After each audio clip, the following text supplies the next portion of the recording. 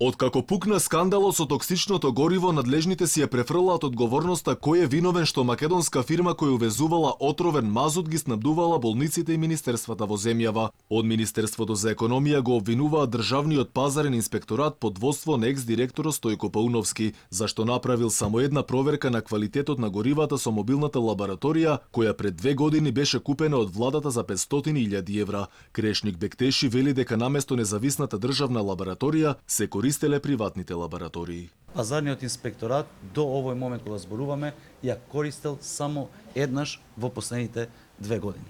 Ја не би сакал да го користам зборот дека во тоа истражување директорот лажел, но кажал многу невистини, имајќи во предвид дека токму ова мобилна лабораторија можело да се користи за да се направат такви проверки, а тој ни еднаш ни не се обратил во Министерството за економија, ни во Бирото за метеорологија, не ни ја известил владата ако имал такви сознанија.